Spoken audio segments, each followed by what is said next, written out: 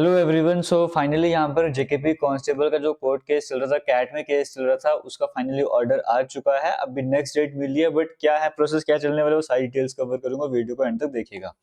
आज इसकी हियरिंग होनी थी। इस केस की अगर मैं बात करूंगा, पिटिशनर को 31 देखने को मिल रहे हैं जिन्होंने ये केस फाइल करा था।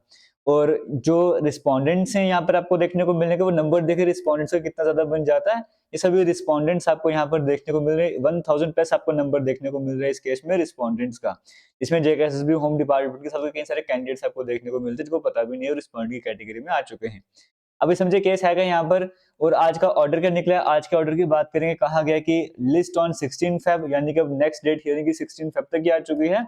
लेकिन यहाँ पर आपको जो फाइनल सिलेक्शन लिस्ट होगी ना, वो किस पे जो फाइनल आउटकम निकलेगा उस पर रहने वाला है। बट फिलहाल 16 फेब को नेक्स्ट हियरिंग होने वाली है। 4 हफ्तों का टाइम देगा रिस्पोंडेंट्स को यहाँ पर।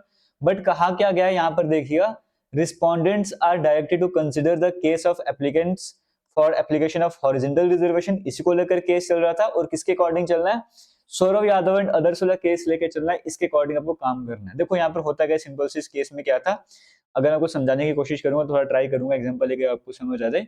देखिए यहाँ पर आप समझिएगा, यहाँ पर सौरव यादव वाले केस में क्या था, अथॉरिटीज क्या मिस्टेक कर रहे थे और सुप्रीम कोर्ट का क्या कहना था, क्या होना चाहिए।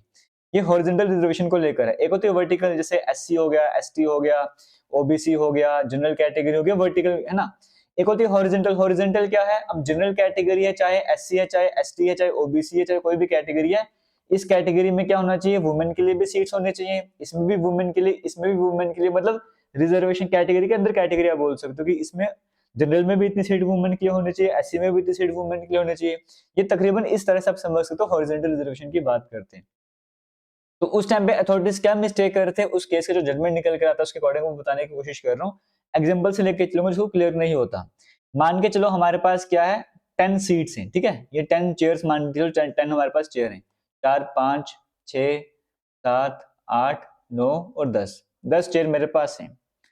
मैं यहाँ पर एग्जांपल लेके चल रहा हूँ। 10 सीट्स हमारे पास यहाँ पर है। 10 में से 3 सीट रिजर्व किसके लिए है, अगर मैं हॉरिजॉन्टल रिजर्वेशन की बात कर रहा हूँ, वुमेन कैंडिडेट्स के लिए। ये एग्जांपल लेके चलते हैं। ये हमारे पास क्राइटेरिया है हॉरिजॉन्टल का कि 10 सीट अगर हैं, जनरल कैटेगरी मान के चलो ये, ठीक है, ये जनरल कैटेगरी है, तो कहा गया 10 में से 3 सीट वुमेन के लिए होनी चाहिए। ये क्राइटेरिया था।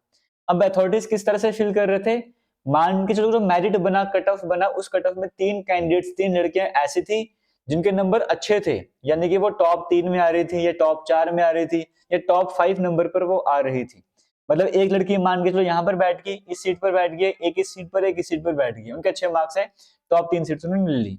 बट अथॉरिटीज ने क्या कहा, इन तीनों को उठा के कहां पे शिफ्ट कर दिया, इन तीनों को उठा के आपको कहा आप चेयर से उठ जाओ, अब लास्ट की जो 3 चेयर है यहाँ पर आके बैठ जाओ। क्योंकि ये क्या है, जो 3 सीट आपको देखने को मिल रही है, ये जो है रिजर्व रखी गई वुमेन कैंडिडेट्स के लिए। अब इन 3 सीट्स में पहली वुमेन को फिक्स कर दिया, समझ गए, 3 सीट्स पहली वुमेन के लिए फिल कर दी। अब बचा दी 7 सीट।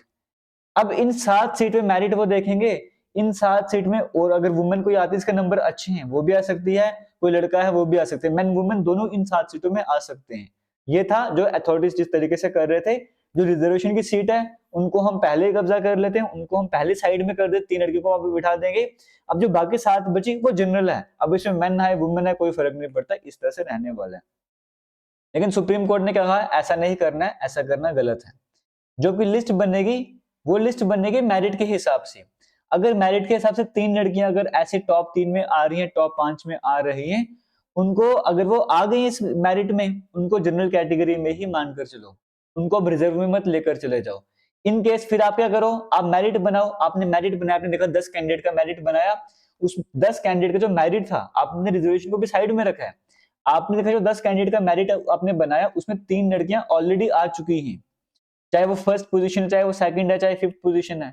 अगर 3 लड़कियां ऑलरेडी आ गई हैं तो आप इन 10 सीट्स को एज इट इज रहने दो, क्योंकि क्राइटेरिया क्या है रिजर्वेशन का कि कम से कम 3 लड़कियां होनी चाहिए। अब कम से कम 3 लड़कियां इसमें फिट हो गई हैं तो वो इस लिस्ट को एज इट इज रहने दो। अगर ऐसा होता कि टॉप 10 में सिर्फ 2 ही लड़कियां देखने को मिल रही होती, अगर सिर्फ ऐसा होता कि टॉप 10 में 2 ही लड़कियां देखने को मिल रही होती, रिजर्वेशन में कहा गया एक लड़की और आनी चाहिए, तब आप किसी एक लड़की को जिसके नंबर आगे आते हैं उसको आप इस लिस्ट में लेकर आओ, टॉप 10 में आप लेकर आ जाओ।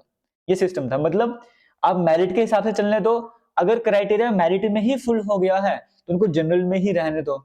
ऐसा करने से क्या होगा, अगर 3 लड़कियां टॉप में थी, आप उनको लेकर चले गए यहाँ पे लास्ट की 3 सीट में, जो बच्चे लास्ट की 3 सीट में बैठे थे बेचारे, वो साइड में हो जाएंगे, या कोई 3 बच्चे जो इस लिस्ट में आ सकते थे वो हट जाएंगे। सिंपल लैंग्वेज में ये कहा गया कि आप क्या कीजिए, आप मेरिट बनाइए, मेरिट के बाद आप कोटा को देखिए। पहले ही कोटा मत देखोगे, पहले कोटा देखेंगे फिर मेरिट देखेंगे। पहले मेरिट के हिसाब से बच्चों को अरेंज करो। अगर उस मेरिट में जो क्राइटेरिया 3 लड़कियां आनी चाहिए, वो 3 लड़कियां पहले ही आ गई हैं, तो कहानी खत्म, वही मेरिट लिस्ट रहने दो। अगर 2 लड़कियां आई हैं, फिर आप 1 लड़की और लेकर आओ जो उस क्राइटेरिया को फुलफिल करे, ये कहना था। तो अभी भी वही कहा गया है कि इसका मतलब सिंपल लैंग्वेज में ये है कि मेरिट के हिसाब से लिस्ट बनी है, उसको चलने दो, आगे का प्रोसेस कंटिन्यू करो, मेडिकल करवाओ, डीबी वगैरह तो हल हो गई है, जो पुलिस लेवल पे वेरिफिकेशन वगैरह थी वो चलने दो। लेकिन जो फाइनल सिलेक्शन होगी वो आउटकम डिपेंड करेगा क्या इसका रिजल्ट देखने को मिल रहा है। इसका मतलब कंटिन्यू सिलेक्शन प्रोसेस आगे चलने जा रहा है, 16 फेब को आगे और क्लैरिटी मिल जाएगी। रिस्पोंडेंट्स को यहाँ पर जो है वो फाइल करना पड़ेगा, रिप्लाई 4 वीक्स के अंदर आपको बताना पड़ेगा। ये सब कुछ आपको देखने को मिल रहा है। तो ये था अपडेट, उम्मीद करता हूँ आपको समझ आया होगा। All the best, thank you, जय हिंद।